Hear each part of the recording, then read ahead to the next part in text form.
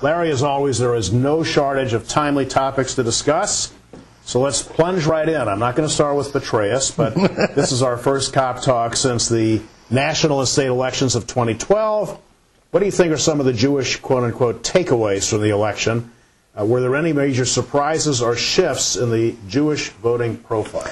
I don't think a lot that one can look at for the future, Bob. I mean, the data shows 69 or 70% of Jews nationwide voted for the Democratic presidential candidate. Last year, depending on who you talk to, it was either 74 or 78%. But when you go back and look at the last 11 elections for president, 10 if you exclude 1980, which had a major third-party candidate, you have 4 that resulted in less vote for the Democratic candidate, 4 that resulted in more vote for the Democratic candidate. So it's very hard to walk away feeling like there's any major trend one way or the other. Now, there are those that are trying to portray it that way from a political perspective. The Republican side poured an awful lot of money specifically into bringing the Jewish vote home, and they utilized Israel as a tactic with that. And Matt Brooks, who's the spokesman for the Republican Jewish Coalition, said they believe they made strides. I think it's way too early to make any sort of reach any conclusion in that regard. Does it look like Israel doesn't have nearly the traction that it did, let's say, even 10 or 15 years ago? I don't know. As you know, in 2008, AJC did a survey of Jewish voters, and Israel came out, 7th or 8th on the list of their concerns. Again, when you're just running through a tick-off list, it's a little hard to extrapolate from that. But it's clear that there are many issues that are important to American Jews, a lot of social justice issues, and of course, being Americans right now, the economy. So, who you believe to bring us out of this recessionary mess, other issues such as the environment, energy, a lot of concerns that really fall on the domestic side, and we know we've seen at least a strong amount of staying power on the Democratic side. Whether it's tilting in the other direction, again, remains to be seen for a very long time, I think. Another sidebar Jewishly in the election as far as Missouri is concerned was the election of Jason Kander as Secretary of State. We had only had 2 previous instances. Yeah, you wrote about it this week. In Konopedia. Ken Rothman and Harriet Woods had the position of lieutenant governor.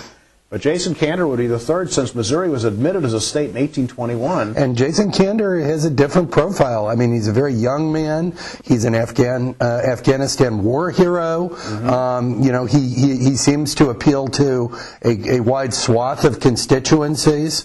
Comes out of the Kansas City area. Really good guy. And, that we saw a lot of Democratic candidates win at the state level in Missouri as opposed to the local level. So it's interesting, and you raise a question indirectly about how Jewish candidates did in this election. We do see a decline in the number of U.S. senators and representatives that are Jewish. However, I would say the reason for that in large part is because we had 5 retire. Some people were very concerned about whether this also represented a trend against there being as many elected officials in Congress who are Jewish, but again, too early to say. We do know that the number of Republican Jews in Congress equals exactly 1, Eric Cantor, which is way less than the 30% who voted for Governor Romney, so that's pretty telling. And I think it's good that Jason Cantor is a very good thing, and I think he's a promising young guy. He used to informally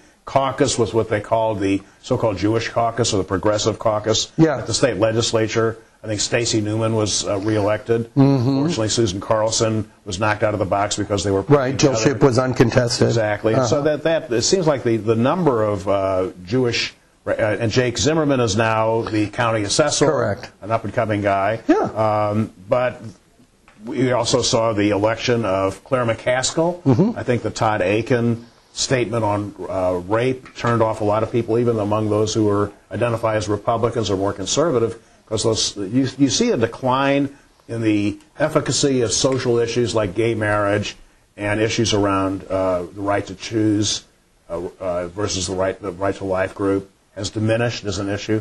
As we talked about at the JCRC function yesterday, the 18 to 29 cohort showed up in droves for the election just as strongly as they did in 2008. And yeah, there's a lot of data suggesting that cohort doesn't really have any interest in people telling them what to do in their private lives. So I think, if there's one takeaway from that group, it's that the cultural conservatism that has been utilized to keep the Republican coalition together may not be as effective a tool going forward. I think that's a very valid point. Now, the issues of support for Israel and concerns over Iran's nuclear ambitions were prominently debated during the election, especially in the so-called foreign policy debate, maybe even more so in the second presidential debate. With the re-election of President Obama, do you expect any major shifts in U.S. Middle East policies in President Obama's second term? I really don't. You proffered in the paper this week about whether he would name a special envoy to try and get those talks started again and get the quartet engaged again. We'll see if that happens. I hope that happens. As far as Iran is concerned, I think you would see a little bit more affirmative diplomacy from an Obama administration than you would from a Romney administration in terms of possible back channel outreach to Iran. I think given who Romney's advisors were and their history on the neocon side of things, I think there might be more of a hardline approach to that. I think Obama has evidenced ever so slightly a willingness to engage in discussions. Some would call that weakness. I don't. I mean, I think we've seen the economic sanctions work incredibly well so far to weaken Iran. That doesn't mean that they've stopped their nuclear program by any stretch. I do think it really didn't matter who was elected president in terms of if and when to engage in military action with respect to Iran. I think from either party's perspective, if they thought that Iran was on the precipice of obtaining capability, they would strike. One thing that's really interesting is the effect of this election on the Israeli elections coming up. You anticipated my next question. Exactly. And whether it's going to give some credence to opponents of Netanyahu who will make the claim that they can work better with the Obama administration than Bibi can. I don't think it'll matter. I think Bibi will win handily. But there's at least that talk on the street now. And there's the idea that sometimes leaders behave counterintuitively. It was, after all, Menachem Begin, the ultra-hardliner, who signed the peace treaty. That's true. Sadat. Exactly so right. I'm kind of rooting for that. And I have put forward the name of Bill Clinton as a new special envoy for the Middle East. If anybody could get it moving again, I think Bill Clinton could do so. So that now that the election is over and the various Syrian opposition groups have formed a unity coalition that has already been given official recognition by France, do you expect any dramatic moves by the West through NATO with American support to at least stop the carnage in Syria? I wish I could say I do. I don't necessarily. One thing that I'm watching very carefully is to what extent is Israel going to react to these incursions that have been occurring in the Golan Heights, where the Syrian dispute has spilled over into territory that's supposed to be kind of no combat. Yeah. And Israel's already responded a couple times.